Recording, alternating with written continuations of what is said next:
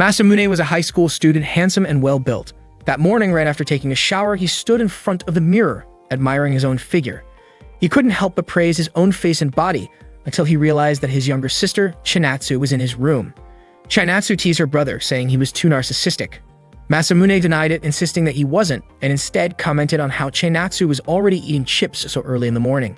He wondered why Chinatsu kept entering his room without permission, despite his repeated warnings. Chinatsu, on the other hand, was puzzled about why Masamune seemed to ignore their sibling bond ever since they had lived apart for a while. Masamune looked at an old photo of himself and swore that he would never again become the timid, weak boy he once was. Not long after, their mother, Kinyue, entered the room and told them she had already prepared breakfast. Every dish she made was packed with calories because she believed it would spark Masamune's appetite. But Masamune refused to eat. Kinyue immediately looked hurt, thinking that her son must hate her, especially now that they were living under the same roof again. Chinatsu suspected the real reason was because Masamune had already lost a lot of weight compared to before. Without touching the food, Masamune decided to leave for school. Instead, he chose to drink some milk, explaining that he just couldn't eat high-calorie food in the morning. At that time, his personal motto was simple. The most important thing was to be handsome because good-looking people were special. On his way to school, several female students turned their heads to look at him. Passing by the tennis courts, he paused for a moment to watch a few girls practicing. Suddenly, 3 of them started scolding an awkward-looking boy who they thought had been taking pictures of them. The boy nervously insisted that he had only been texting on his phone. One of the tennis players then recognized Masamune as the new transfer student from last week and invited him to join their practice. Masamune politely turned her down. More girls began to gather around, admiring how high his entrance exam scores were and how well he had played in sports. Hearing those compliments, Masamune smiled. He then praised the girls for practicing so early in the morning, which made their faces turn red, and they shouted excitedly after hearing his kind words. That moment made Masamune even more convinced that being handsome was the key to everything, and he felt confident that his plan would work out. When he arrived in front of the school gates, he noticed a crowd forming. Everyone was talking about how Shigeo had confessed his feelings to the so-called cruel princess. Among the students, Shigeo was seen as a cool upperclassman, and many believed that even the cruel princess would eventually accept him. Soon enough, she appeared on the school rooftop. Shigeo's excitement grew, and he called out to her with a nickname, comparing her to a shy Rapunzel. He asked her to give him an answer right there in front of everyone. The cruel princess smiled and purposely used a microphone so everyone could hear. She thanked Shigeo for his confession, but explained that she had asked one of her friends to look into his background. What she discovered shocked the crowd. She revealed that Shigeo had bought a certain comic book and secretly hid it inside one of his school textbooks. The students gasped. She continued by pointing out his habit of staring at girls' arms in ways that didn't seem respectful. On top of that, she even mentioned an online fantasy story Shigeo had written, where the main character just so happened to share his name. Hearing this, many of the female students quickly distanced themselves from him. Shigeo tried to defend himself, saying it was just a misunderstanding. The cruel princess didn't stop there. She even made fun of a mole on his chest, giving him an embarrassing nickname, and boldly wrote that nickname on a long banner for everyone to see. Shigeo's confidence collapsed, leaving him humiliated in front of the entire school. Masamune, watching the whole scene, realized how ruthless the cruel princess could be. Later, Masamune headed to his classroom. He thought that this school was truly intimidating, but he reminded himself that he couldn't be discouraged over something like that. His real challenge had only just begun. Suddenly, near the staircase, he accidentally caught sight of the cruel princess again, and their eyes met. Memories from his childhood came flooding back. He remembered a time when he had confessed his feelings to a girl, only to be rejected harshly and insulted. That painful moment had haunted him in his dreams ever since. Masamune woke up startled in class, surprising his classmates. Tae, the class representative, walked up to him and pointed out how soundly he had been sleeping. Masamune already knew who she was, and Tae was glad to see how quickly he was adapting to the new school. That was when Masamune realized something. Being handsome meant that no one scolded him, even when he fell asleep in class. Not long after, Kojuro brought some food for him. Masamune thanked her warmly. She had bought him bread stuffed with noodles, which looked like it had the same amount of calories as a full lunch. Masamune thought to himself that he would just do more sit-ups later at home. Kojuro admitted that she admired how Masamune stayed humble despite his good grades and athletic skills. She was a popular student herself, and in Masamune's eyes, she seemed like someone destined to be adored. According to Kojuro, there was another student in the school whose grades were just as good as his. Right at that moment, the cruel princess appeared with her attendant. She was looking for a boy named Akio, and turned to Masamune and asked if Akio was in their class. Not long after, Akio raised his hand. The so-called sadistic princess was named Aki. She walked up to him and read aloud the love letter that Akio had sent. The letter said that Akio had fallen in love when he saw Aki looking elegant during gym class. Aki then concluded that Akio must have enjoyed staring at her legs when she wore shorts. Without hesitation, she mocked him by giving him the nickname Pudding Prince and tore the letter to pieces right in front of him. Akio was deeply embarrassed and Aki left the classroom right after. Masamune was puzzled by Aki's behavior. Kojuro explained that Aki was one of the top students in their year and also very beautiful, though her personality was completely different from Masamune's. The rumor going around was that Aki despised boys and anyone who dared to approach her would be given an insulting nickname and rejected instantly. That was why she earned the title of the Sadistic Princess, and her real name was Adagaki Aki. Hearing that name, Masamune was shocked. Aki was the heiress of the Adagaki group. He quickly went outside to confirm it, and sure enough, he recognized her. He never expected to meet her this soon. During the lunch break, Aki sat with a group of girls. They offered her all kinds of snacks, while Masamune observed from a distance. Just as Kojuro had mentioned, Aki was always surrounded by many attendants. She acted kindly towards Sonoka, even fixing the bow on her hair that had gone slightly crooked. According to Kojuro, many girls admired Aki because she was bold and spoke her mind openly. Out of everyone, the one truly close to Aki was Yoshino. Masamune, who had been taking notes about everything related to Aki, asked Kojuro if he knew about Aki's likes, dislikes, or habits. Kojuro admitted that he did not know much, but he had heard that Aki always ate lunch alone. And indeed, after enjoying some snacks, Aki separated from Yoshino to look for a place to eat by herself. Masamune thought Aki was like a queen, surrounded by female students but always alone at lunchtime. This made him even more interested in finding out more about her. Kojuro suggested that Masamune should probably not get involved, but Masamune reassured her not to worry. He then hurried after Aki, but unfortunately, he lost track of her. He searched the library, the classroom halls, and even up in the trees, but Aki was nowhere to be found. Then Masamune spotted Yoshino walking quickly while glancing around cautiously. This made him suspicious. Yoshino checked her surroundings again before entering the sports equipment storage room. Masamune was curious about what she was doing there and decided to follow. Inside the storage room, Eki scolded Yoshino for taking too long to buy her a pork sandwich, saying she'd been kept waiting.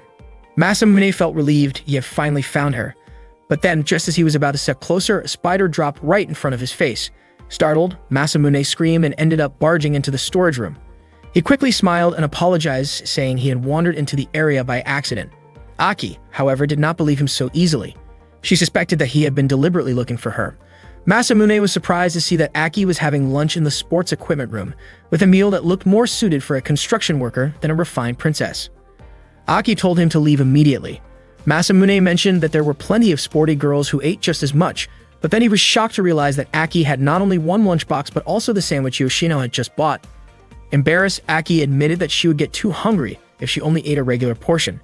She also confessed that she was prone to hypoglycemia, which meant she needed to consume a lot of sugar, and she tried hard to make sure her stomach would not growl during class. Masamune decided to excuse himself, saying he had something else to do. Before he left, Aki asked for his name and warned him not to spread what he had seen. Masamune, however, felt that he had just discovered an important secret.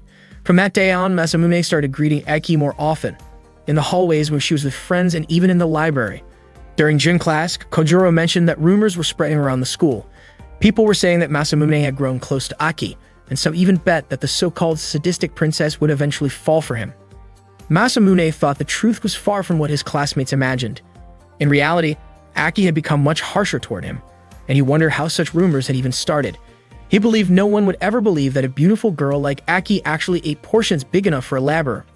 One afternoon, Aki glanced out of her classroom window and sent Masamune a note telling him to go back to his cage.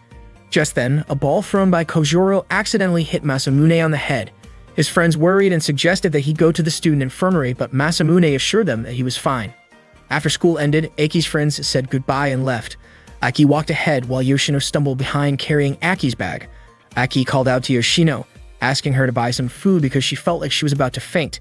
Sonoka, in her usual blunt way, ordered Yoshino to hurry and get the food. Yoshino obeyed and ran down the street toward her shop. At that moment, Aki felt puzzled. She thought her lunch portion had been more than enough, yet it seemed her body was burning calories too quickly. She grew irritated because Yoshino was taking too long to come back. Suddenly, Akio showed up and asked whether Aki was going on a date with Masamune. Clearly upset, Akio yanked Aki's long hair and scolded her for tearing up the letter he gave her, while still accepting Masamune's letter.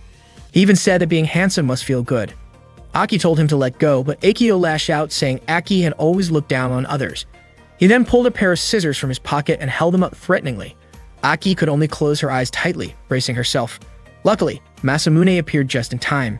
He rushed forward, freed Aki's hair, and grabbed the scissors with his hand, which caused his palm to bleed. Masamune had already suspected something like this might happen because of how sharp-tongued Aki could be. When Akio saw the blood dripping, he screamed in fear and ran away. Masamune quickly turned to Aki and asked if she was hurt. Instead, Aki asked him the same question back. Masamune assured her that he was fine and felt relieved that she was safe.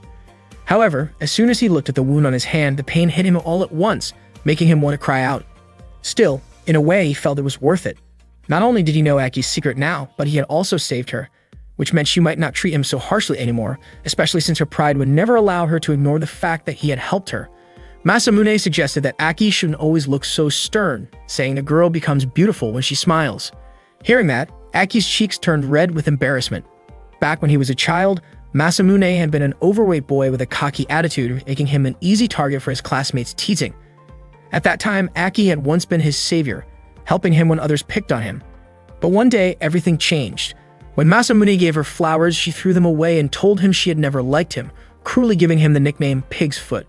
That day left a scar in Masamune's heart, and he swore to get revenge.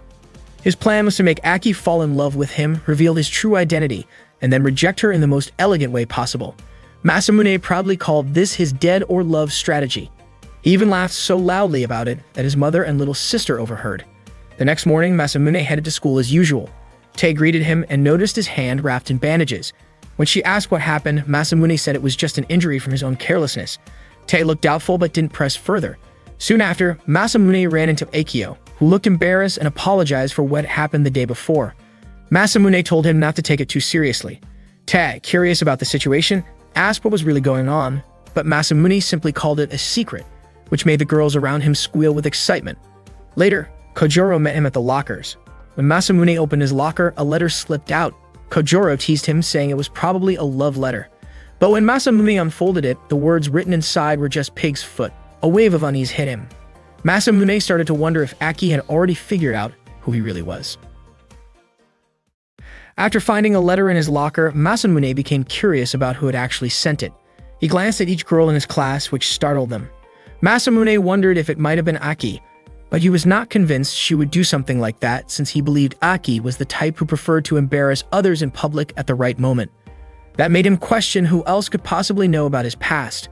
Seeing Masamune looking unsettled, Kojuro asked what was going on with him, which made Masamune briefly suspect if Kojuro might have been the one. Tat also asked why his face looked so tense, but Masamune brushed it off, saying he was fine. Suddenly, a student shouted about pork feet, which shocked Masamune. However, after listening closely, he realized they were only talking about food. Masamune hated remembering the darker parts of his past. Back then, his classmates had mocked him by giving him the nickname Pig's Feet. At that moment, some of his friends approached, assuming that he was not feeling well. Masamune thought they were kind only because they saw him now as handsome. Yet he feared that if they ever learned about who he used to be, they would turn on him and treat him the same way as before. He was determined not to let that happen. When class began, Masamune struggled to focus on the lesson. His teacher asked him to read the third paragraph, and as he did, tears suddenly rolled down his cheeks. He explained that it was because of the emotional story of the Hike clan in the textbook. His classmates assumed he was just extremely sensitive. Still, Masamune kept reading, silently vowing to uncover the truth about the mysterious letter. During break, Masamune worried that if Aki ever found out about his past, his entire plan for revenge would crumble. He had gone as far as living with his grandfather and even changing his last name. All those 8 years of hard work and determination would go to waste. His stress grew so heavy that he felt stomach pains. Later, he noticed students rushing to buy bread. It was the first time he had seen such chaos. Among them was Yoshino, whose small body was pushed around in the crowd until she fell, landing right in front of Masamune. He quickly helped her up. Yoshino said it felt like fate was always cruel to her, and that she had given up on ever buying bread again. She then handed Masamune a note with her order: 5 croquettes filled with spicy peppers and 4 pork sandwiches. Masamune pushed his way through the crowd and managed to buy everything on her list. Yoshino was deeply moved when he handed them over, saying it felt like something out of a dream. She even compared Masamune to a guardian spirit statue. As Yoshino was about to leave, Masamune followed, suspecting the bread was actually for Aki. Yoshino tried to get away, but Masamune stopped her, and she quickly apologized. Masamune teased her for a moment before reassuring her that he would not cause trouble and would explain everything to Aki himself. The two then went together to meet Aki. Seeing how Yoshino acted, Masamune thought she resembled Cinderella being ordered around by a strict stepmother. He knew how that felt since he had been bullied himself in the past. When they arrived, Aki scolded Yoshino for taking too long and making her starve. Yoshino kept apologizing as Aki called her slow and careless. Yoshino handed over the bread, and Aki immediately ate it with enthusiasm. Watching from the doorway, Masamune could not understand what part of Aki seemed like a princess. Because she ate too quickly, Aki ended up choking, which set Yoshino running off to find a drink. Masamune stepped inside and asked if Aki was alright, which startled her. She looked around for Yoshino, and Masamune explained that Yoshino had gone to buy tea for her. Aki kept eating and asked why Masamune had come. He said he just wanted to check on her. Masamune was surprised to learn that Aki had eaten a large lunch before having bread. Aki then asked about his injury, and Masamune admitted it still hurt a little when showered or changed clothes, even though in reality the pain was much worse. Hearing this, Aki said she had not meant to trouble him, which made Masamune happy. To him, it meant her pride was starting to soften and making his plan progress smoothly. That convinced him she was likely not the one who had sent the letter. Aki apologized, saying what happened the previous day was her mistake. Soon after, Yoshino returned but tripped and fell again, which embarrassed her. Aki quickly covered Masamune's eyes to keep him from looking, but in doing so, she accidentally poked him in the eye. Yoshino offered him the drink she had brought, which touched Masamune. Aki commented that Yoshino always acted humble and overly polite toward everyone, to the point that it became a bad habit. She advised Yoshino not to be so nice to everyone, saying it was natural for her to treat Aki kindly since she worked for her. Masamune then pointed out that Aki had sauce on her nose, which made her flustered. Masamune admitted he was not good at being kind to everyone. He gently touched Aki's cheek and told her it would be better for her to rely on him instead of always depending on Yoshino. After saying that, he left the storage room. Aki was furious at his behavior, while Masamune felt victorious, believing that Aki would eventually give in to him. He had drawn inspiration from a comic book by Chainatsu that he had read earlier. Masamune was convinced that his first step had been a success, and now his focus was to make Aki like him even more. He believed his love-or-nothing strategy was nearing its final stage. At that moment, Aki touched her cheek and called Masamune foolish. After school, Masamune thought it might be time to ask Aki for her phone number. While he was walking, his foot suddenly got caught in a rope trap, and he ended up hanging upside down. It turned out Yoshino had set the trap. She called Masamune by his old nickname and questioned if he was really planning to take revenge on Aki. Masamune was shocked that Yoshino knew the name he had been called when he was little, especially since he remembered none of his childhood friends being small enough to fit that description. That was when Masamune realized Yoshino was actually the one who lived with Aki. Yoshino cut the rope and Masamune fell, landing painfully. Yoshino explained that her ancestors had been serving the Adagaki family for generations, and her family had already been loyal for over 300 years. That meant Yoshino was not Aki's friend in the way Masamune imagined, but rather someone dedicated to serving her. To Masamune, Yoshino's kind and humble personality had seemed like a Cinderella story, but now it became clear that Aki was not a stepmother figure in Yoshino's life. She was the master Yoshino had always been expected to serve. Masamune felt tricked by Yoshino's demeanor and thought his plan for revenge might have to end there. He told her she was free to laugh at him, and he admitted he did not regret showing Aki what it felt like to be treated the way she had treated him. Surprisingly, Yoshino did not take issue with his plan and even offered to help him. The next day, Aki was surrounded by her friends Mary, Hikune, and Sonoka, who followed her almost like attendants. Mary suggested having a tea party after school, but Aki refused since she had cleaning duty that day. Hikune and Sonoka admired her sense of responsibility for not skipping her assigned task. From a distance, Masamune observed them while still questioning Yoshino's intentions. He was not sure whether he could trust her, worried that her offer might be a trap. Besides, since this was his revenge plan against Aki, he felt it was something he needed to see through on his own. Not long after, Tae appeared carrying a stack of papers. She called Masamune's name and reminded him he was heading the wrong way if he wanted to reach the lower classrooms. She even offered to draw him a map so he would not get lost again. Masamune thanked her and carried the stack of papers for her. Todd explained that it was her duty as class representative to help the new student. While they walked, Tae mentioned that the students had been talking about a barbecue party being planned in class. Masamune thought this might be the right chance to practice asking for someone's contact information. Until then, the only number saved in his phone was his mother's, and the idea of asking a girl for her contact felt overwhelming. He lost his nerve and hurried ahead to class instead. Once in the classroom, Masamune asked Kojuro if exchanging contacts with someone meant that person could see the rest of his contact list. Kojuro reassured him that was not the case. Still anxious, Masamune asked again to be sure, and Kojuro was surprised by how serious he was about such a small detail. Relieved that his list would remain private, Masamune started wondering about the perfect moment to ask Aki for her number without making it awkward. A little later, someone from another class announced that one student was missing from the cleaning duty rotation, and they needed a replacement until summer. Tat wanted to volunteer, but could not because she had club activities that day. Since Masamune was not yet part of a club, he offered to take the spot. After school, Masamune joined the cleaning duty. To him, this was a golden opportunity to be near Aki. He greeted her, but she ignored him. Assigned to clean the classroom windows, Masamune grew frustrated over the phone number issue. He worried that if people found out about his embarrassing past nickname, they would see him as a loser and no girl would want to be with him. For a moment, he began to think that making Aki fall for him might be nothing more than an impossible dream. At that moment, Tae approached him to apologize for giving him extra trouble. Masamune brushed it off and told her not to feel guilty, but Tae admitted she often caused others problems. She compared herself to Masamune, who always seemed willing to help others without complaint. Masamune realized this might be his chance, and he suspected Ta had purposely waited until he was alone. Ta commented that the barbecue party would probably be fun, but suggested that going to the movies together might be even better. Masamune's imagination ran away with him. He pictured sitting next to Ta in a theater, their hands brushing against each other, watching a horror film that might lead her to grab his arm in fear, and afterward heading to a cafe to talk about the movie, something that felt very much like a date.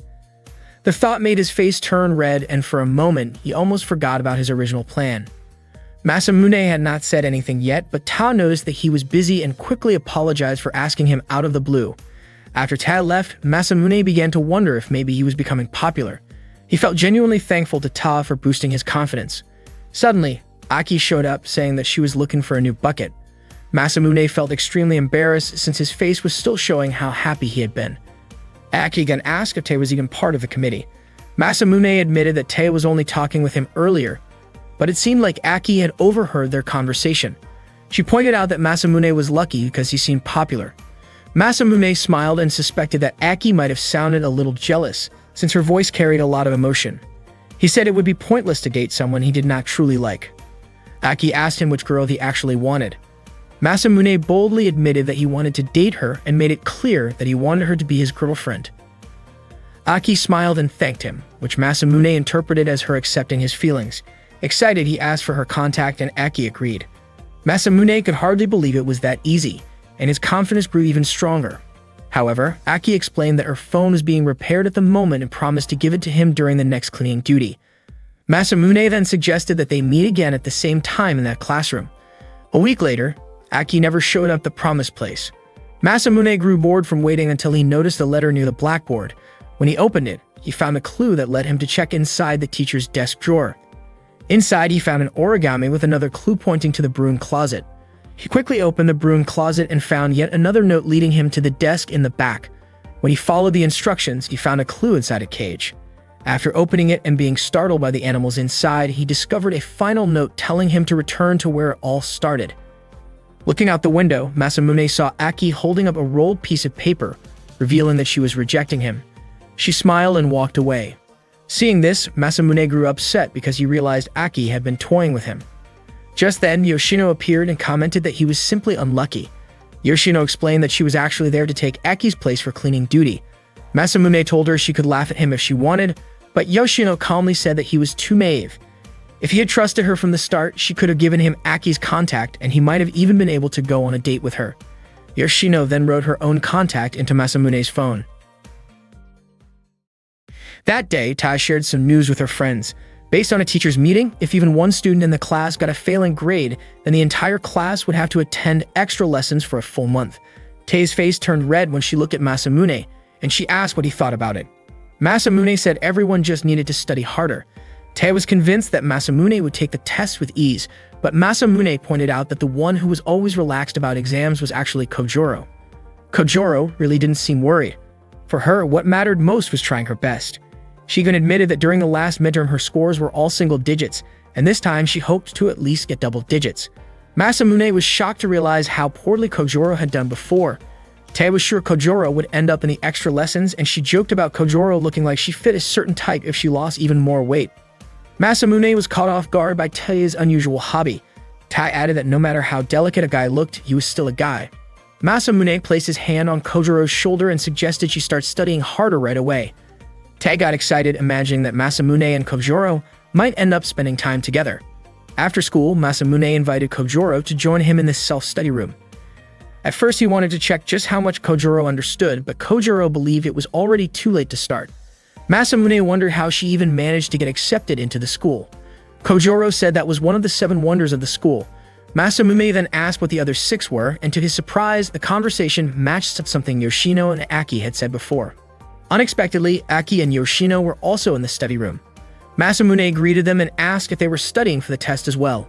Aki explained that she was only helping Yoshino because if the rumor was true, then the whole class could get dragged into extra lessons. Masamune found it strange since Yoshino looked smart, but her grades turned out to be terrible. Kojoro commented that Yoshino was in the same situation as her. Aki was surprised to see Masamune teaching others. She thought it was ironic how confident he seemed when he could still be tricked by simple things. She hoped he would not make the wrong move again. That reminded Masamune of the time Yoshino had offered to help him. Suddenly, Masamune challenged Aki to a bet. Either he and Kojoro or Aki and Yoshino would score higher on the test. If Masamune won, then Aki would have to go on a date with him. Kojoro was stunned by his boldness. Aki wondered what the point of such a bet was, but Masamune teased her, saying she might just be afraid of losing.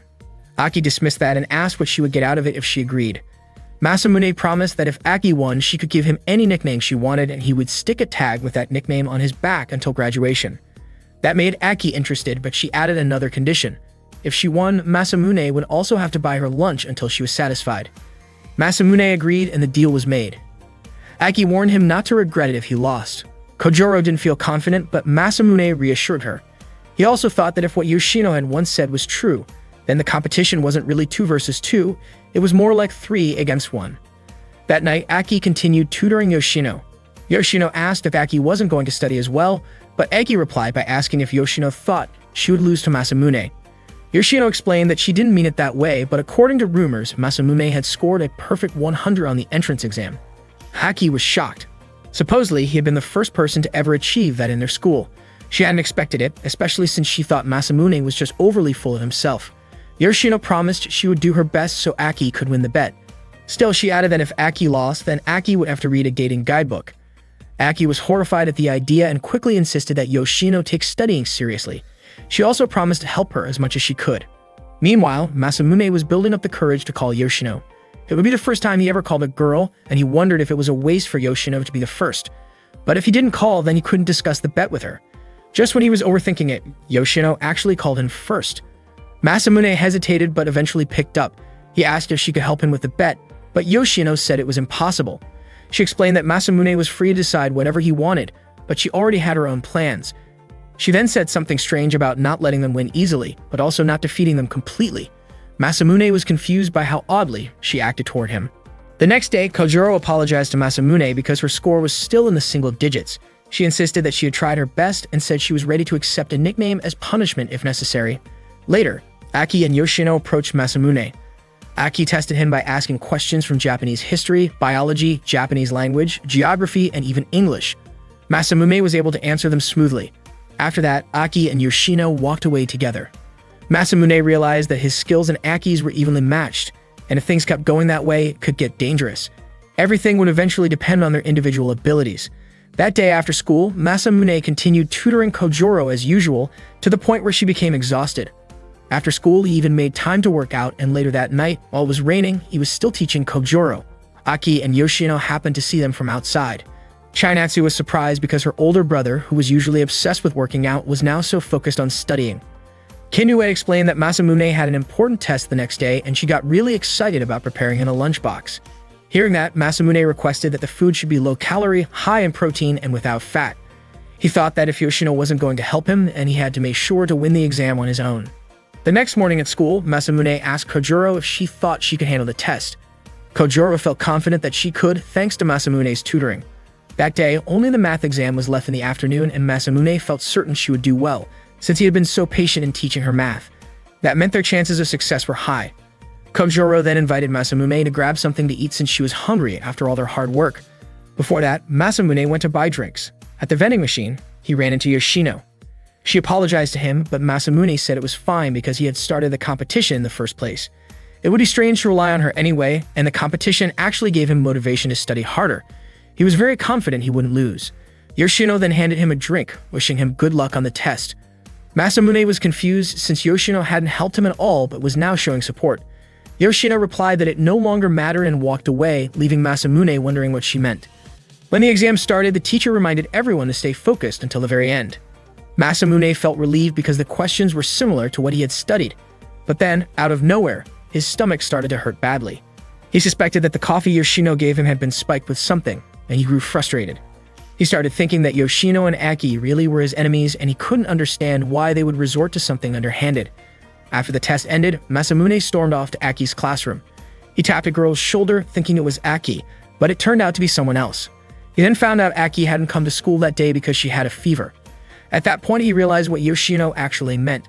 Masamune would definitely win. Still, he couldn't understand why his stomach had to be involved. Soon after, Chinatsu messaged him and explained that the eggs in their lunch had gone bad, which explained the stomach pain. After school, Masamune had to attend extra classes and Kojuro cheered him on. To his surprise, Aki was also in the same class, which made him happy. He even thought of it as a kind of classroom date. The next day, Masamune prepared to go on an actual date. It turned out Yoshino had called him earlier and encouraged him to go. Masamune was puzzled, since the results of their last challenge had ended in a draw.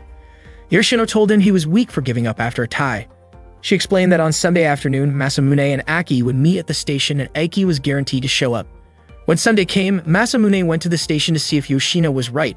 Sure enough, Aki showed up, but she was wearing a magical girl costume.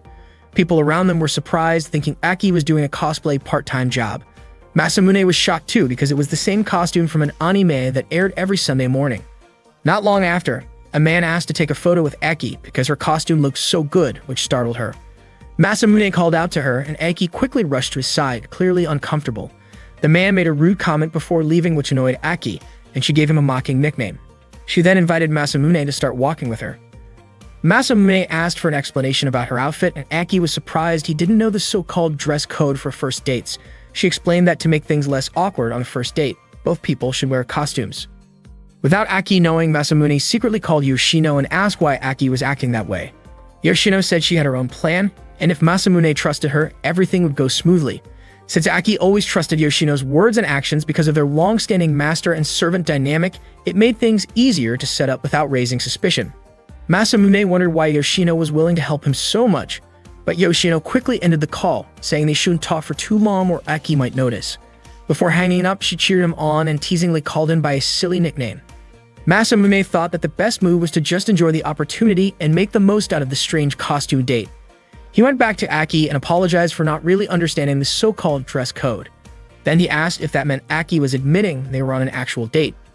Aki was caught off guard and got flustered, blaming the whole situation on Masamune's lack of resolve. Yoshino had apparently convinced her that she needed to support Masamune so he wouldn't fall apart after failing an exam. That was the reason she ended up spending the day with him. Masamune was confused about why Yoshino's story felt so much like a Korean drama. Aki told him that from that moment on, he should try to live more peacefully.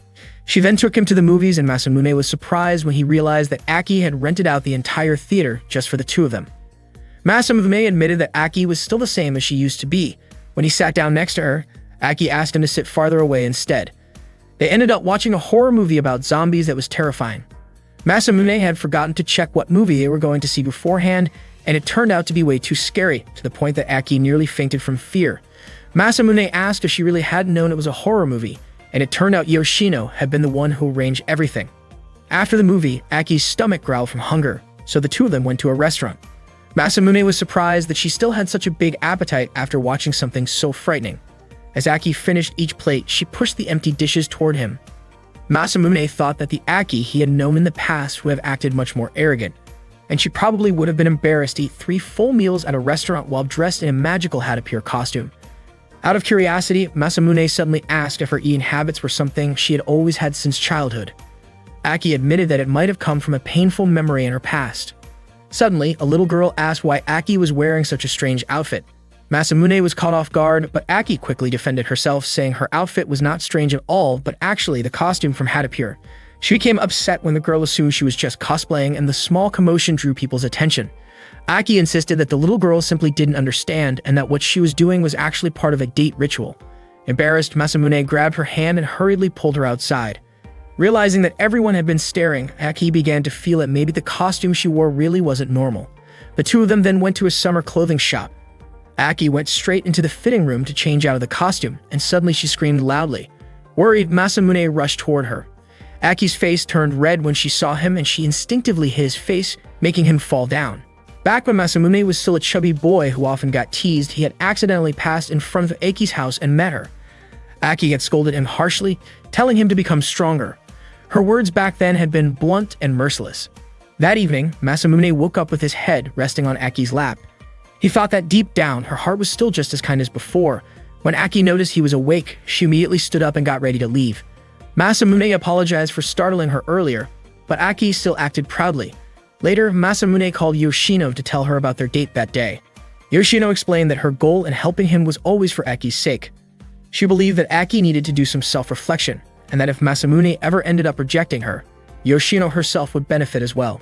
Masamune understood what she meant, though he thought it was a bit much to have been made to sleep on Aki's lap. Yoshino didn't even seem to understand what he was talking about. Masamune then asked her for help again in the future, even calling her teacher as a nickname. At that moment, another one of Aki's maids, Naruno, mentioned that it was rare for Yoshino to talk with anyone besides Aki, and asked if something exciting had happened.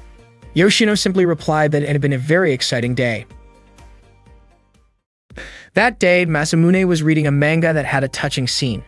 In it, the male character hugged the female lead in the middle of the rain and said that if the rain was like her tears, then he would not mind getting completely soaked. The scene made Masamune's heart race, and he quickly marked the page in his manga.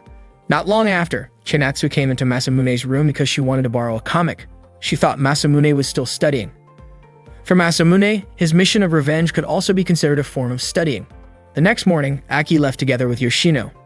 She reminded Yoshino not to give her the wrong information again. Yoshino sincerely apologized, and when she saw them from a distance, she felt sure that the revenge plan was really going to work out. After school, Masamune and Aki attended their usual extra classes.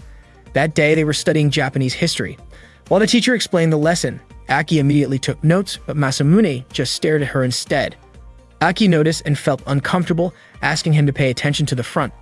With confidence, Masamune told her that in his eyes there was only Aki. That afternoon, it started raining heavily. Aki had not gone home yet and thought about asking Yoshino to bring her an umbrella. But suddenly, Masamune showed up and offered his umbrella to her. Out of nowhere, he repeated the line from the manga he had read the night before, saying that if the rain was like Aki's tears, then he would not mind being soaked. After handing over the umbrella, Masamune ran off.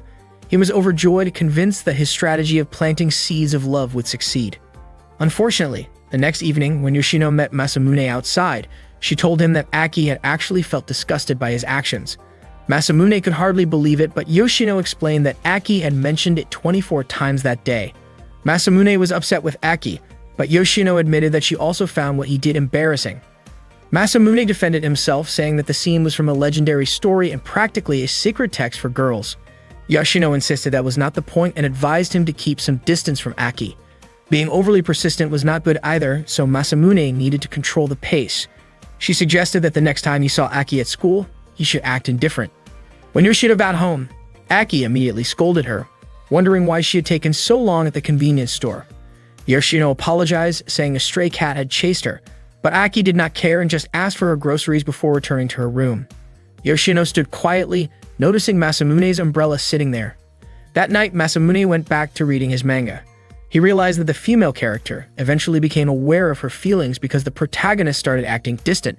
But on the other hand, he wondered what if Aki ended up hating him if he did the same. He imagined Aki feeling relieved to be free of him. The next day at school, Masamune bumped into Aki in the hallway. Out of habit, he was about to greet her, but suddenly remembered Yoshino's advice. He immediately acted cold and ignored her. When Aki tried to return the umbrella, she was surprised that Masamune had brushed her off and walked away. Back in class, Masamune felt proud that he had finally managed to act indifferent toward her. He thought all of his efforts to build something with Aki might collapse, but since he had already started, he decided to just follow through with it. During another extra class, Aki once again tried to return his umbrella, but Masamune walked past her and chose his seat far away. His classmates were happy that he sat closer to them. Aki noticed how friendly he was with others, but not with her. The following day, Masamune crossed paths with Aki and Yoshino. He believed Aki must have missed him by now, but to his surprise, Aki also acted cold and quickly avoided him. Masamune was shocked and wanted to chase after her, but Yoshino gave him a look that made him stop. He assumed it was her signal that it still was not the right time to approach Aki again. From then on, Aki continued to ignore him whenever they met. Masamune tried to confirm this by following her. In the school restroom, he started wondering what would happen if Aki kept treating him this way. He even questioned if he was just a background character in someone else's story. That afternoon, Masamune was walking alone down the school corridor when Aki suddenly stopped him and called out his name. He was startled by how suddenly she appeared. Aki told him they needed to talk. Normally, when someone wanted to talk to Masamune, they would act shy, but Aki looked like she was annoyed. Masamune suggested they talk another time and tried to walk away, but Aki tossed the umbrella at his head, making him wince. She spread her arms, blocking his way so he could not escape. Aki clearly did not want to let him walk away. When Masamune tried to run past her, she grabbed his tie, pulling him down. Masamune asked her to let go, but Aki refused. She scolded him and called him foolish, demanding to know what he really wanted. Her grip did not loosen, and Masamune felt like the whole situation resembled being cornered by someone tough at school. He realized his fate was nothing like that of a manga protagonist. Aki then asked why he had suddenly started acting distant, explaining that it left her unsure of what to do. Masamune froze when he heard that, especially when he noticed Aki's face turning red. He reminded himself not to be charmed by her flustered expression. Masamune praised Yoshino, calling her a teacher to him, since everything seemed to move according to plan because of her help. He thought maybe it was finally time to strike back. Masamune admitted that he had purposely waited for Aki to say those words. Aki, however, had not expected that he had done it on purpose, and she called him cruel. This left Masamune wondering if his plan was actually working or not. Even though Aki called him cruel, her expression was not one of anger, but more of confusion. Aki asked why Masamune would intentionally do such a thing and what it was that he actually liked about her. The truth was, his reasons were complicated. Aki was beautiful, yet she claimed not to like boys. She had a great figure, yet she was known for her appetite. She was smart, but sometimes slow to notice things. Still, Masamune could not bring himself to say that he simply had no idea how to answer her question. In the end, he decided to say that he liked everything about Aki. Aki did not understand what he meant by that, but Masamune believed a person like her was one of a kind. After saying that, he suddenly ran away. He was puzzled with himself for choosing to flee, especially after finally getting such a reaction out of Aki. He had no idea what to do next, so he went straight to Yoshino to explain the situation. Yoshino called him foolish and admitted she could not believe he had never thought ahead about how to answer such a question. Masamune begged her to stop blaming him and instead help him find a solution. He even asked Yoshino to bring out something that could make his heart calm down. Yoshino reminded him that she was not a robot from the future. Masamune wondered if he should just say it was because Aki was beautiful, but Yoshino quickly stopped him with a sigh. Finally, Masamune decided to use a letter, as Yoshino had once suggested, so that he would not accidentally say the wrong thing. However, when he was about to place the letter in Aki's locker, Aki caught him in the act. She immediately confronted him. In the end, Masamune gave her the letter directly, telling her that all of his feelings were written inside. Aki took the letter, but without even opening it, she crumpled it up and threw it into the trash. At that moment, she declared that she truly hated Masamune. Masamune tried to tell her that she misunderstood, but Aki raised her voice and said she already knew he was selfish. With that, she left. Not long after, Yoshino showed up. Masamune confessed that he was even more confused now, because Aki suddenly said she hated him and then ran away. He had thought things would go smoothly, just like before. Yoshino said she would take care of it. Masamune asked her to explain what was really wrong, but Yoshino was surprised that even then he still did not understand why he liked Aki. That, she said, was the reason his words had failed to convince her. Masamune could not respond. Yoshino told him to stay calm and promised she would make sure Aki agreed to date him. Masamune then wondered if he should really just sit back and let her handle everything like a sidekick. He felt uneasy because the revenge plan had been his idea in the first place, and in his mind, no proper revenge could be achieved just by waiting for someone else to do the work. His pride refused to accept that. That day, for the first time, Aki skipped school. She went to the amusement park alone, worried that her actions might cause problems later. Suddenly, she heard the voice of a girl calling for her dog, which startled her. Aki was surprised by how irritated she had become over nothing. It was all because of Masamune. He had suddenly grown distant, and on top of that, Aki had seen him meeting with Yoshino. This made her doubt his words about liking everything about her. She was convinced Masamune probably said the same things to every girl. She wondered when exactly Masamune had gotten so close to Yoshino, especially since he had asked her out on a date. Not long after, Yoshino appeared in front of Aki. Aki was surprised that Yoshino had never told her about this. Pretending nothing was wrong, Aki told Yoshino to go back to school first. Yoshino explained that she had met with Masamune the day before. He needed someone to talk to, so they had spoken on the phone and exchanged texts often. Aki said it was none of her business, but Yoshino asked if it had made her sad. Aki denied it, saying there was no way she would be upset because of someone as self-absorbed as Masamune. Yoshino touched her face gently and asked if that was truly how she felt. Aki found it strange that Yoshino, who could be clumsy at times, was always sharp when it came to feelings. Even so, Aki kept denying it. She said she would never be sad over anything involving a boy. She had already decided to believe that all boys were liars. In her eyes, they were selfish, careless, and distant whenever they pleased. That was why she claimed she could never fall for one. She said she would not be upset just because Masamune was secretly meeting with Yoshino, and certainly not to the point of liking him. Meanwhile, Masamune was looking for Aki. Yoshino told Aki not to worry because Masamune only liked her and asked if Aki herself did not feel the same. Hearing that made Aki blush. She denied it, but before she realized it, Yoshino had already disappeared. Confused by how quickly Yoshino left, Aki kept walking aimlessly. She was frustrated with herself for being so unsettled. She admitted she had been this way since childhood. She always hurt others first before they could hurt her. She thought it was better to be disliked and avoided than to go through the pain of being hurt. That was why she had always acted cold and sharp-tongued. She started recalling her moments with Masamune. The memories left her more confused than ever. She wondered if Masamune truly liked her or if he was only joking. Deep down, Aki realized she was beginning to feel something too. When Aki was about to cross the street, Masamune suddenly shouted and told her to stop. Aki, who was a bit lost in thought, had stepped forward even though the pedestrian light was still red. A car almost hit her, but Masamune managed to pull her hand and save her just in time. The car came to a halt and Masamune, breathing heavily, admitted he felt relieved that he had found her. At the same time, he was puzzled about what Aki had been thinking to cross the street so carelessly. Aki replied that it was none of his business, but Masamune insisted that it was because if something happened to her, he would not know what to do. Hearing those words made Aki's face turn red, and she suddenly remembered Yoshino's advice about figuring out her feelings. Masamune then apologized for yelling at her earlier. Just as Aki was about to respond, the girl who had almost hit her with a car walked over. She was beautiful and asked if Aki was alright. Aki immediately pulled her hand away from Masamune and replied that she was fine. The girl looked relieved but then froze the moment she saw Masamune's face. Wearing a rosary around her neck, she seemed shocked and couldn't believe she had run into him there. She quickly stepped forward and hugged him tightly, saying she had been wanting to meet him for so long. Masamune, on the other hand, had no idea who this girl actually was, while Aki stood stunned as she watched another girl holding him right in front of her eyes. A girl who accidentally bumped into Aki did not expect to run into Masamune there.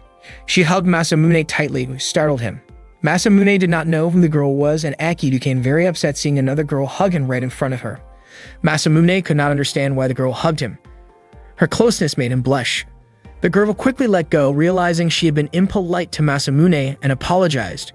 She believed that fate had brought them together again because they had never lost contact day or night.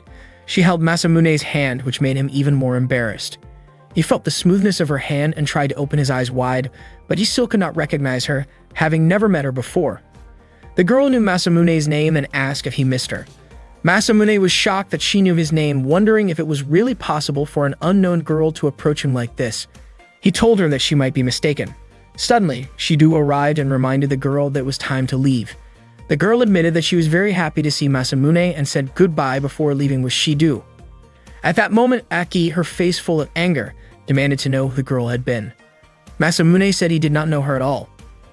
Aki looked frustrated and, muttering in irritation, left Masamune behind. Shido reminded the girl that she was a princess of the Fujinomiya family and that she had already made a promise to her master. The next day, Masamune thought to himself that he wished people would act fairly, especially Aki, who had told him to disappear even after he had explained everything. He was confident that he had done nothing wrong and that Aki should have listened to his explanation. During lunch break, Masamune joined the rush to buy bread in the cafeteria. He ordered 5 noodle-filled buns, a pork sandwich, and 5 croquettes. After getting his order, he headed to the sports equipment storage room. He thought that this would be enough to appease Aki, who was probably enjoying her lunch there. Masamune believed that even when Aki was in a bad mood, offering her a selection like this would make her willing to listen. He was sure that everything would be fine once he explained. Suddenly, someone shot him with a gas gun. Surprised, Masamune confronted the person only to find out it was Yoshino. He was confused as to why she was being aggressive. Yoshino explained that she had been ordered by Aki to guard the door and was supposed to drive Masamune away if he appeared. Masamune realized that Aki was still angry with him. Yoshino guessed that Aki's anger would last a while and wondered what Masamune had done to deserve this. Masamune told her that after speaking with her the previous day he had met Aki and explained about the unknown girl. He swore that he did not know the girl at all, not even her name. He hoped Yoshino would believe him, but she shot him again. Yoshino remarked that Masamune was hopeless for interfering despite being told not to.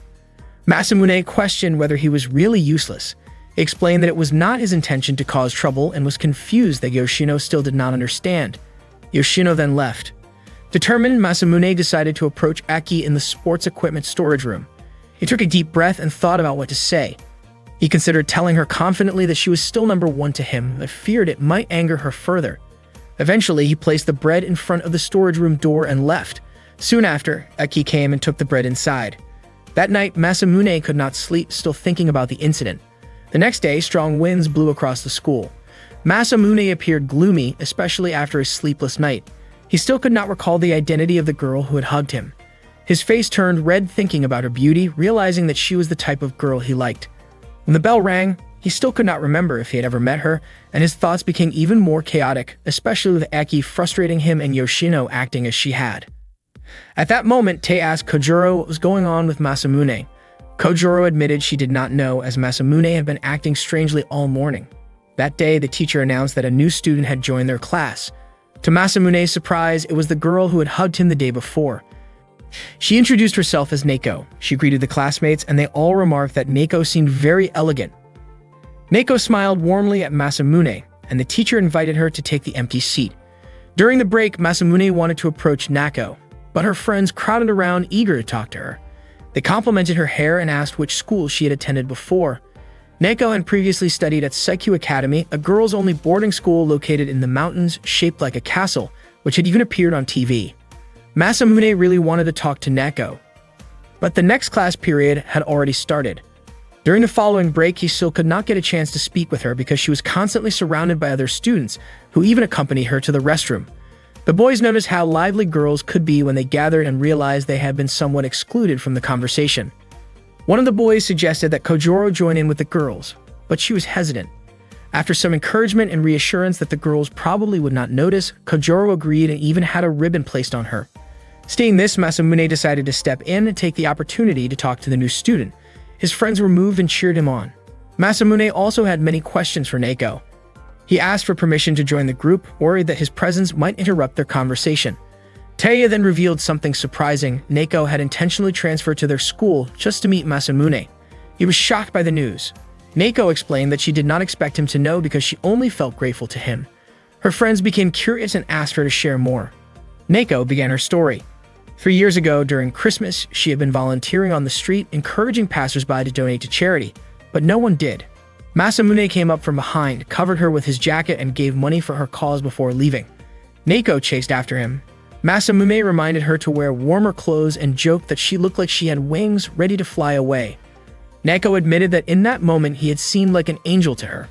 The girls cheered at the sweet story, curious about what this meant for Aki. Taya compared it to a romantic series. Masamune was confused, remembering that he had been a chubby boy from Shinshu just a few years ago. His friends believed Neko's story. Masamune gently took Neko's hand and asked to speak with her privately. The girls screamed in excitement as he led her outside, hurrying along. Neko stumbled and Masamune apologized for not noticing. When he saw what appeared to be blood, he panicked, but Neko reassured him that she was fine and only felt a bit dizzy. Masamune helped her stand, and they realized it was just tomato sauce from earlier, not blood. Neko explained that she liked tomato sauce, humorously calling it refined girl's choice, while Masamune looked slightly frustrated. Trying to change the subject, Neko was asked by Masamune why she had fabricated part of the story when he did not even know her back then. Neko admitted it was a bit embarrassing but suggested it was better if only the two of them knew the full truth. Masamune still did not understand, but Neko said she did not mind if he did not remember her and that regardless of the circumstances, he would always be her ideal. She asked if that troubled him. Neko was undeniably sweet, but Masamune tried to remain composed. He admitted he understood her feelings but revealed that he liked someone else. Hearing this, Neko's eyes filled with tears, and she asked if the girl was attractive to him. Masamune explained that the girl could be rough and a bit self-centered but still found her appealing. Neko asked him to show who the girl was. Masamune led Neko to see Aki, who was instructing Yoshino to buy bread. Masamune thought Neko might back off after seeing Aki, realizing she could be unbeatable, but Neko boldly entered Aki's classroom and apologized for any trouble caused for Masamune. She introduced herself and admitted feeling a little envious knowing Masamune had feelings for Aki. At that point, a sudden gust of wind blew through an open window, causing Neko's skirt to lift. Masamune and Aki quickly reacted to help her and prevent embarrassment. Neko noticed their concerned expressions and quickly adjusted her clothing. Neko smiled and admitted that she was someone who cared about her health, even mentioning that a little tension could be good for the heart. Masamune was puzzled by her attitude, but Neko explained that the key was in the way she walked and stood. She said she felt truly happy, seeing it as a blessing. At that moment, Aki became annoyed and asked them to leave because they had disrupted the atmosphere. Aki quickly walked away, but Masamune wanted to talk to her. Aki ignored him and continued to leave. Masamune chased after her, trying to clarify the misunderstanding. He explained that it was Neko who had mistaken him for someone she knew, while Masamune himself did not know her at all. Masamune was surprised that Aki seemed to trust Neko more than him. Aki wondered what exactly she was supposed to believe from him. Masamune gently held Aki's shoulders and asked her to listen to his explanation. In the process, Aki accidentally bumped into their teacher while trying to free herself from Masamune's grip. As a result, both of them were assigned the punishment of cleaning the school's pool. Aki felt very annoyed and jokingly gave the teacher the nickname Ginger Teacher. From class 3B, Masamune ended up being punished as well because Aki had accidentally bumped into the teacher. Masamune suggested they start cleaning the pool immediately. Aki agreed but reminded him to keep his distance. Hearing this, Masamune became a bit frustrated and playfully sprayed water at Aki with a hose.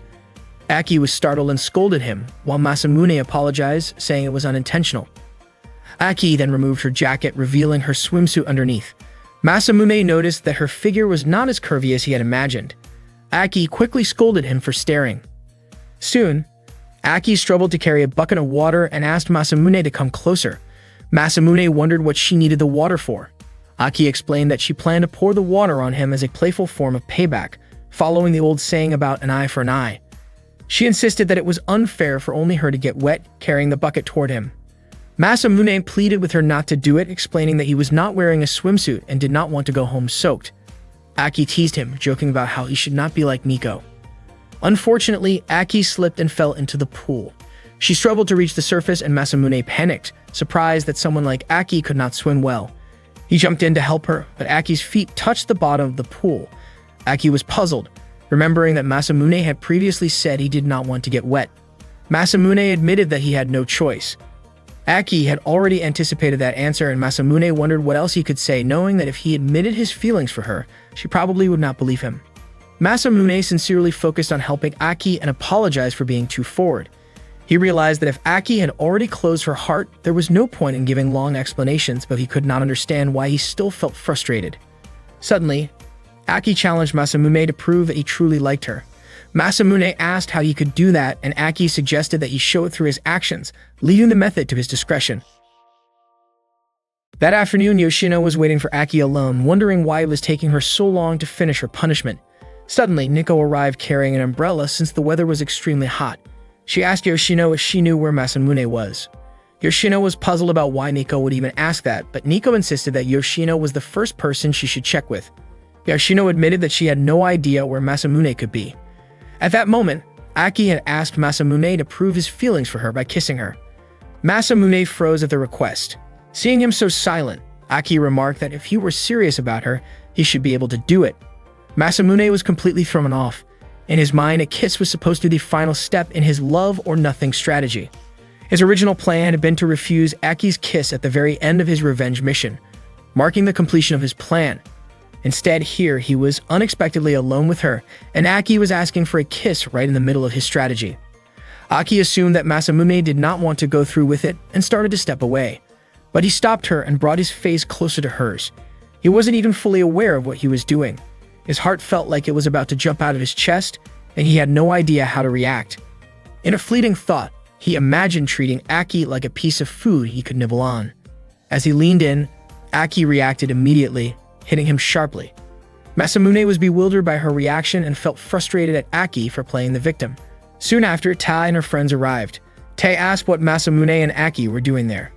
Masamune explained that he had been punished by having to clean the pool, but they had been tempted to swim.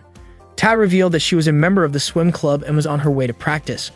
Masamune understood why her physique was so fit and admired her dedication. Tai encouraged him before leaving, giving him some motivation to continue cleaning. As Aki was about to leave the pool area, she admitted that Masamune seemed completely infatuated with her and she didn't know what to do about it, so she could only tolerate it. Masamune, witnessing her attitude, felt even more frustrated. He was still confused, realizing he had almost kissed her after she had asked for it. Suddenly, Nico approached, startling Masamune. She explained that she had been looking for him for a while and then sat down next to him. Masamune admitted that he was exhausted and didn't have the energy to walk. Neko offered him a drink, and he was surprised that she had brought hot tea during such a hot season. Nico explained that in the summer, the body should not get cold and that sodium and citric acid were helpful to prevent dehydration. She had mixed green tea with pickled plum for that reason. Masamune found it reasonable and preferred it over a sugary juice that might make him feel sick. Neko added that people often lack vitamins and magnesium in summer, so she had brought yeast and propolis. The propolis had a patented method for better absorption. Masamune looked at her, and she immediately apologized for getting carried away talking to herself. Masamune admitted that he had never been very interested in supplements because he believed the foundation should be exercise and a healthy diet before adding any extra. Nico agreed, and her slightly sour expression made her look even cuter. At that point, Masamune asked Nico what she liked about him. He knew that he was the type of person who could overcome any obstacle, but he couldn't answer Eki's question from before. If Nico answered that it was because of his looks or anything about him, he would immediately reject it, especially since she hadn't known him long enough to understand his character. He was curious about what she would say. Nico told him that he was innocent and naive, to the point that she didn't know why he was attractive. Masamune was surprised by her answer. Nico suggested that he should be more confident because she thought he was very appealing. She left soon after, as Shido had come to pick her up. Masamune realized that she was tougher than he had imagined and admitted to himself that he still needed to improve his courage and directness. Meanwhile, Yoshino was observing Nico from a distance. She considered Nico a potential threat and decided she needed to deal with her quickly. Yoshino followed Nico wherever she went, curious about her plans. Suddenly, Shido appeared and asked Yoshino what her business with Nico was. Yoshino admitted she wasn't sure what he meant. Nico then arrived and explained to Shido that Yoshino was her classmate. She realized that Yoshino worked for Aki, held her hand and smiled warmly at her. Yoshino apologized to Nico, and Nico asked her to stop pretending because she could tell that Yoshino must have been tired even if she tried to hide it. Yoshino then asked why Nico was so concerned about Masamune. Nico admitted that Masamune had once helped her, but Yoshino still found it hard to believe as Masamune had already told her about it. That afternoon, Masamune noted the words Nico had said, thinking that perhaps those were the words he should eventually say to Aki. He also wondered if he might start liking Nico, as she continually impressed him. When Masamune returned home, he was surprised by the noise in the house and immediately went toward the back. Kinyue greeted him as he came in, and he was astonished to find both Yoshino and Nico in his kitchen. He could not understand why they were there. Nico explained that it was her first time making fried shrimp and hoped it would match Masamune's taste. Masamune even wondered if he had accidentally entered the wrong house. Kinyue reassured him that the cooking would be ready soon and suggested he could have a snack while waiting. Realizing it was indeed his home, Masamune quickly took Yoshino to his room upstairs and asked why things had turned out that way. It turned out that earlier, Kinyue had seen Yoshino and Nico talking. From their uniforms, she assumed they were Masamune's friends. Kinyue guessed they might be fans of Masamune wanting to meet him, so she invited them inside to help make the fried shrimp. After hearing this, Masamune apologized to Yoshino for his mother's innocent mistake. He suggested that Yoshino and Neko head home before any misunderstandings arose. He quickly hid his childhood photos and took the magazine Yoshino had been reading. Seeing the room, Yoshino concluded that Masamune must think about exercise constantly. Masamune forbade her from looking around, yet she tried out his barbell. He explained that to stay attractive, one needed to exercise daily because even a little extra fat could accumulate over time. Neko then arrived and complimented Masamune's room, calling it beautiful, which took him by surprise. She thought it looked like a space for relaxation and recovery. Masamune promptly guided Neko out of the room and closed the door. Standing close together, Neko looked happy and Masamune asked why she had come into his room. Neko explained that the fried shrimp was ready and that Chinatsu had gone home, so Kinue asked her to come. The food was all high in calories.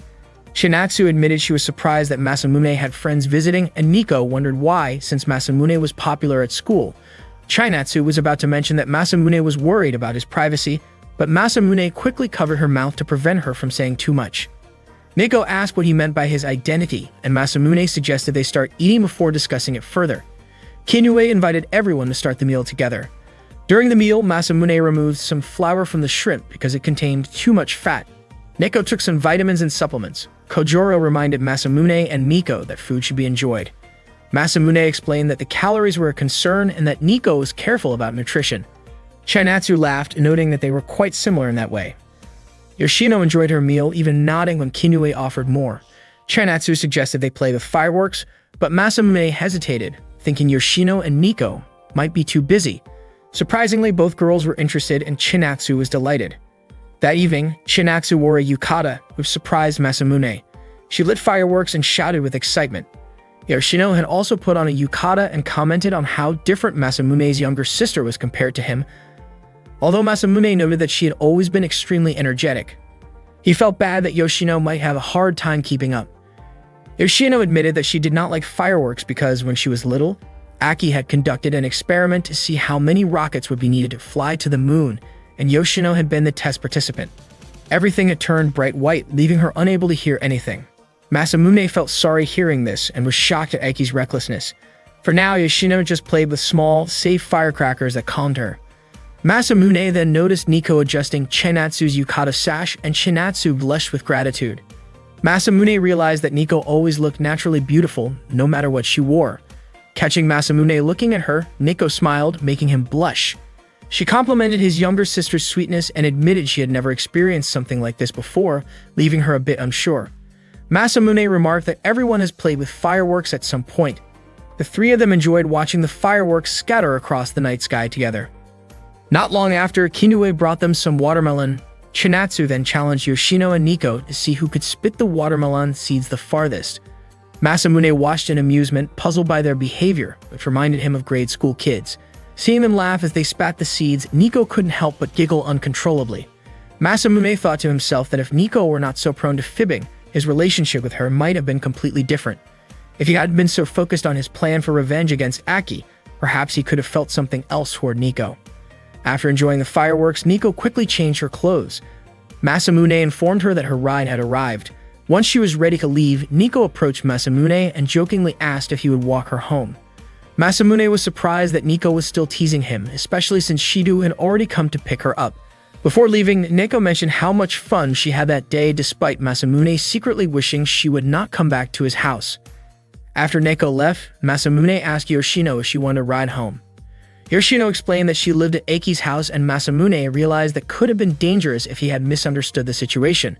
He walked Yoshino to the main road, during which she reminded him not to get carried away by Neko's antics. Not just once, but twice.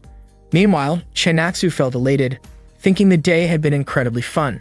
She also felt relieved as she had previously assumed that Masamune did not have many friends. Kinue, too, was surprised that Masamune had run into Neko again. On the way home, Shido apologized to Neko for not being able to spend the afternoon with her. Neko didn't mind at all, especially since she had already had such an enjoyable day. It turned out that Neko had taken a photo of Masamune from when he was a child with Aki and was amazed at how much the two of them resembled each other. The next day, Masamune met Aki in the sports equipment storage room. He confessed that the real reason he liked her was because she was innocent and pure-hearted, and he didn't really understand why he found her attractive. Masamune was surprised that Aki didn't respond at all, even after he had just expressed his feelings. Aki asked whether he really thought saying that would make her like him, explaining that his words sounded too flattering and over the top. She stated that she did not want to be equated with Masamune, and that she understood her own appeal better than anyone. According to her, Masamune was not truly innocent, but he simply had not yet reached that level of understanding. Feeling rejected, Masamune quickly left to meet Yoshino. He broke down in tears after hearing Aiki's harsh words. Yoshino commented that Masamune was rather foolish for repeating the same answer that Nico had given earlier. It was the last day of school before the summer break. As soon as the bell rang, the students cheered with excitement. Kojuro asked Masamune if he already had plans for the summer vacation. Suddenly, Aki approached Masamune, holding a brochure, and questioned why he had thrown it on her desk. Masamune was puzzled about how Aki knew it was from him. Aki showed him that his initials were written on the brochure. Masamune thought about the upcoming 40 free days of summer and decided he would not focus on strategies for a while. He wanted to adopt a bolder approach, learning from his previous experiences with Nico. Aki mentioned that she planned to spend her summer at her family's island villa and invited Kojuro to join her. Masamune was shocked to hear this. Kojuro could hardly believe Aki had asked him. Masamune suspected that Aki was trying to get a reaction out of him. Kojuro then wrapped an arm around Masamune and said that she would not go unless Mary joined them as well.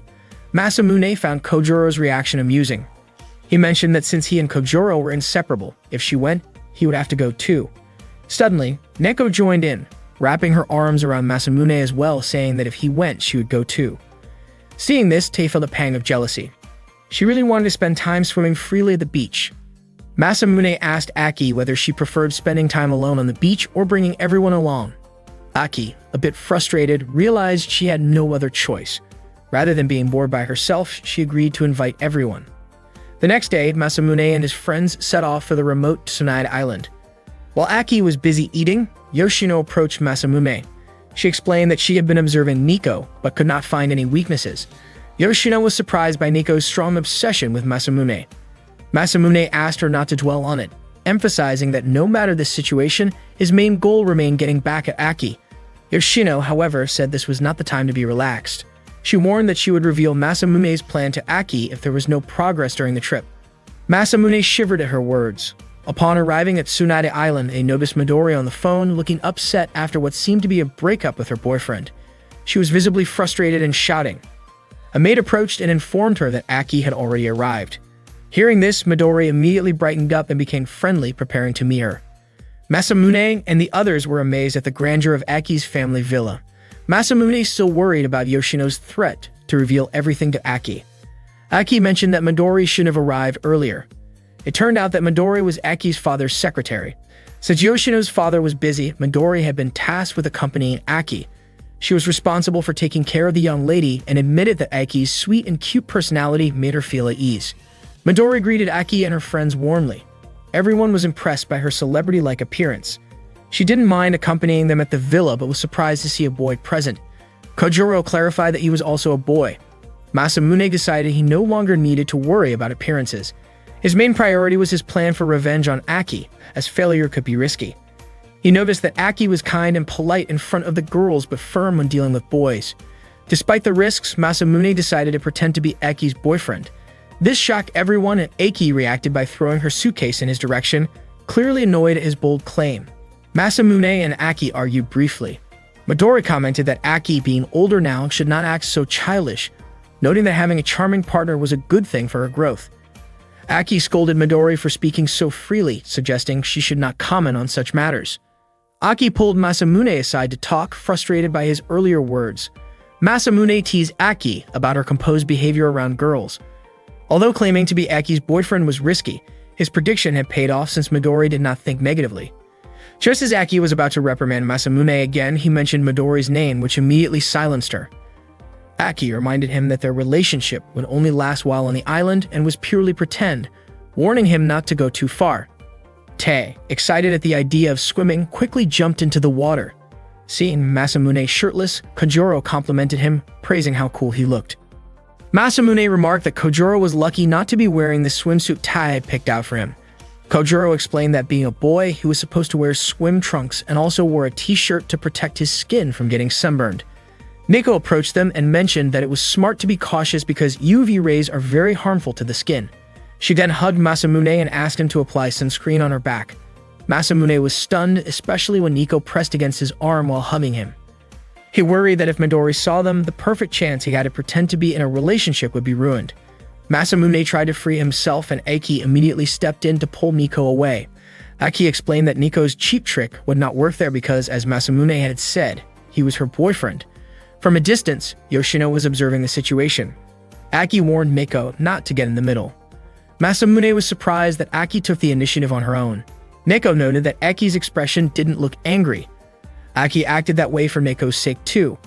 If Midori had seen the scene, she might have misunderstood. Masamune would be seen in a bad light and Nico could be caught in this situation, which could have harmed the reputation of the Fujinomiya family. Neko understood and decided to step back for the moment because Aki's reaction was so calm. Aki immediately held Masamune's hand and led him away, wanting to take him somewhere quiet because he was her boyfriend. Unbeknownst to them, Midori was secretly watching through binoculars. At that moment, it was just Aki and Masamune. Aki called his name, making his heart race, but then surprised him by asking him to bring her some cooked crab. Masamune was shocked by the request.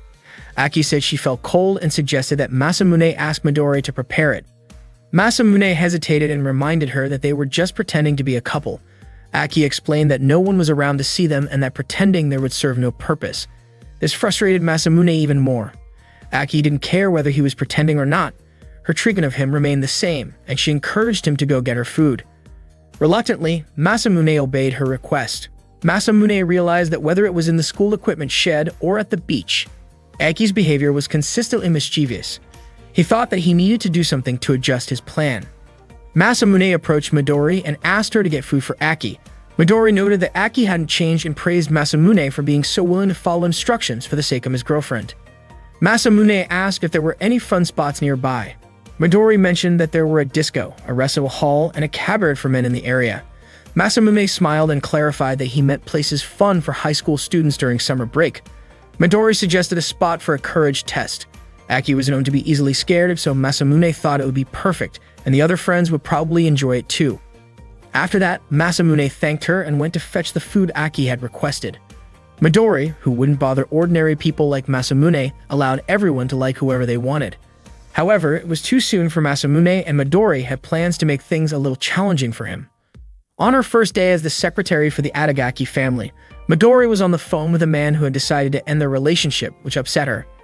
At that moment, she heard Aki crying. Concerned, Midori went to see her and asked why she was crying and what had happened to the chubby boy who often played around with her. Aki explained that he had disappeared and angrily declared that she no longer needed him. Midori noticed that Aki valued her pride more than being pitied. From then on, Aki developed a strong dislike for men. Even though Aki was beautiful and elegant, her behavior could be intense and intimidating. If her darker side fully emerged, she could dominate any situation with her commanding presence and strong sense of pride. What puzzled Midori, however, was the sudden appearance of Masamune in Aki's life. That night, Masamune and the others were planning to do a spooky challenge in an old building. The atmosphere there was really tense. Aki even wondered why Tae seemed so happy. Masamune organized a drawing to decide who would go in first. Yoshino was chosen to go first, followed by Kojuro, then Tae, then Aki, Masamune himself, and finally Nico. Masamune asked Yoshino to go in right away, and their friends cheered her on. Masamune was surprised at how good Midori's suggestion had been. The place turned out to be a perfect setup. It turned out that Masamune had already planned the order of entry. His idea was that when Aki became scared, he could appear and rescue her, creating a moment where Aki would feel grateful toward him. Just thinking about it made Masamune happy. Meanwhile, Midori was getting ready to scare someone. She noticed Ta passing by but decided not to scare her because her main target was Masamune. Midori wanted to make Masamune have a frightened expression, imagining it would be embarrassing but funny. She was confident that Aki could handle the challenge and Masamune would end up flustered, an awkward moment that could change the dynamic between him and Aki. Next, it was Aki's turn. As footsteps approached, Midori assumed it was Aki, but she was startled to see a masked girl carrying a prop saw. Midori ran in fear, but the masked girl chased her. At the same time, Aki tried to turn on her flashlight, which had suddenly died. When it finally worked, she saw Midori in her scary mask, and both of them screamed loudly. Masamune heard the screams and rushed to find Aki. He found her and shined his flashlight at Midori, who realized there was a girl with a saw behind Masamune. Midori immediately ran away. Masamune now knew it was Midori wearing the mask. She ran screaming and Ta saw her and screamed hysterically. Kojuro was also terrified upon seeing Midori's mask appearance. Midori panicked, imagining a scary scenario and worried that someone might find out her age. She finally stopped, exhausted, and ran into Nico, whose face was covered in fake blood from the challenge. Midori panicked again and ran, accidentally hitting a utility pole and fainting. Midori woke up to find herself being carried by Masamune and was shocked. Masamune asked her to stay still because she had hit her head. Midori apologized and Masamune admitted he had been startled as well. He explained that he had asked Yoshino to scare the others and he hadn't expected Midori to get involved. Masamune described Midori as thoughtful, but Midori said it was actually Masamune who was being considerate toward Aki. Masamune confessed that he had only lied about dating Aki and had organized the spooky challenge to show off in front of her, but Midori had gotten involved unintentionally. Masamune apologized to her.